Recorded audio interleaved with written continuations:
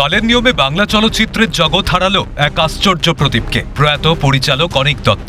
শুক্রবার piece world থেকে তার দেহ নিয়ে আসা হয় নন্দনে। সেখানে উপস্থিত ছিলেন রুদ্রনীল ঘোষ, পাপিয়া অধিকারী, লকেট চট্টোপাধ্যায় সহ টলিউডের অন্যান্যরা। পরিচালক অনিক দত্তের প্রয়াণে শোকের ছায়া নন্দন জুড়ে। এটা বলতে পারি যে অনিক দত্তের যে সিনেমাগুলো এখানে চলেনি, সম্মানীয় মুখ্যমন্ত্রী শুভেন্দু অধিকারী মহাশয় এবং এই নতুন পশ্চিমবঙ্গ সরকার অনিকবাবুর সেই সিনেমাগুলো যা এর আগে চলতে দেওয়া হয়নি সব চলবে খুব দ্রুত। দুর্ভাগ্য যে উনি ওসব দেখে যেতে পারলেন না, যে টালিগঞ্জে রাহু মুক্তি হয়েছে, টালিগঞ্জে নন্দনে সর্বত্র সব রকমের ছবি দেখানো হবে, সবাই ডকুমেন্টারিও দেখানো হবে। ডকুমেন্টারি কিছু মূর্খ মানুষ এখানে জড়িয়েছিল যারা ডকুমেন্টারি বন্ধ করে দিয়েছে। ডকুমেন্টারি মানে তথ্য, আর এই যে যেটা অপরাজিত সেই ছবিটাও তো তথ্য সমৃদ্ধ একটা ছবি। এত ভালো একটা ছবি নন্দনে জায়গা করতে পারে না, কারণ উনি ভূতের ভবিষ্যৎ করে তো ওই ভূতের ভবিষ্যৎ করে যে বাড়ি নিয়ে গুন্ডাদের নিয়ে দখল সেই ধ্যাসটামগুলো উনি প্রকাশ করে দিয়েছিলেন, সেই জন্য আগের সরকারের রোষে পড়েছিলেন। দত্তের মতন পরিচালক চলে যাওয়াটা চলচ্চিত্র জগতের বড় ক্ষতি। ব্যতিক্রমী পরিচালক, নাট্যকার, লেখক, যেভাবেই আপনি দেখুন না কেন, তার উপস্থাপনার মধ্যে যেরকম একটা তির্যক রসবোধ সম্পন্ন ভঙ্গিমায় তিনি সমাজের ছবি তুলে ধরতেন, নিশ্চিতভাবে সেটা মানুষের কাছে তার শিল্পকর্মকে প্রতিষ্ঠা করেছেন। তার কাজের মধ্যে দিয়ে তিনি বেঁচে থাকবেন। এইভাবে যে তিনি চলে যাবেন, এটা আমাদের মতন অনেক ওনার চলচ্চিত্রের গুণগ্রাহীদের যারা পছন্দ করেন তাদের কাছে নিশ্চিতভাবে বড় ধাক্কা। এরপর পরিচালক অনিক দত্তের মরদেহ নিয়ে যাওয়া হয় এনটি স্টুডিওতে। সেখানে কিছুক্ষণ রাখা হয় তাকে। এখানেই কর্মজীবনের বহু সময় কাটিয়েছেন অনিক দত্ত। তাকে শেষবারের মতো দেখতে এনটি স্টুডিওতে ভিড় জমান বহু বিশিষ্ট মানুষ। রবীন্দ্রসঙ্গীত গেয়ে তাকে শ্রদ্ধা জ্ঞাপন করা হয়। উপস্থিত ছিলেন বাম নেতা বিমান বসু, শতরূপ ঘোষ এবং বিজেপি সাংসদ রূপা গঙ্গোপাধ্যায় সহ আরও অনেকে। অনিক দত্ত তিনি ফর্ম মাংতেন, ফর্ম ভাঙতেন, কিন্তু আসল জিনিসটা তুলে ধরতেন। ফলে তার চলে যাওয়াটা বাংলার শিল্পের, চলচ্চিত্র শিল্প নয়, শুধু শিল্প জগতেরই বড় ক্ষতি। আমার সাথে 6 মাস আগে কথা হয়েছে, ইলেকশনে জেতার পরের সাথে কথা বলার হয়নি।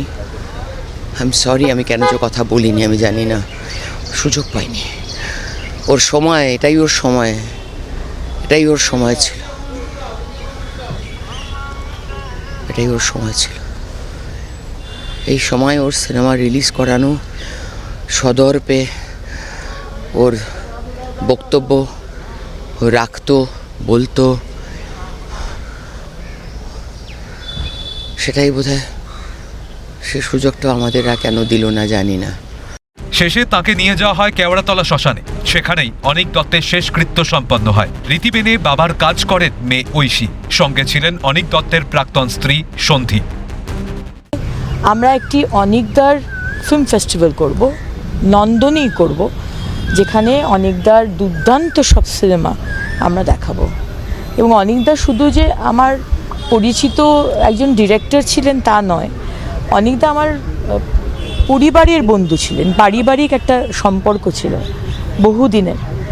এবং আমার মনে পড়ে সেই দিনের কথা, বেশ বোধহয় 10 বছর 12 বছর আগে, যখন আমার বড় ছেলে, তাকে অ্যাডভার্টাইজমেন্টে প্রথম ডিরেকশন উনি দিয়েছিলেন এই NT1 স্টুডিওতে। সুতরাং অনিকদার এইভাবে চলে যাওয়া সত্যিই মেনে নিতে পারছি না। আর বাকিটা না হয় পরে বলবো। এইটা এখন ছবি নন্দনে দেখানো হবে, মানুষটাই থাকলেন না, আর তার ছবি এখন না, সেটার জন্য আমিও নিজে মাননীয় মুখ্যমন্ত্রীকে আমি নিজে হোয়াটসঅ্যাপ করেছি, জানিয়েছি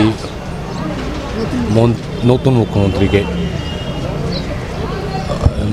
ক্যাবিনেট মিনিস্টার অগ্নিমিত্রা পলকে জানিয়েছি, রুদ্রদা অ্যাসিওর করেছে যে দেখানো হবে। সেটা উনি থাকলেন না, সেটা কারেক্ট।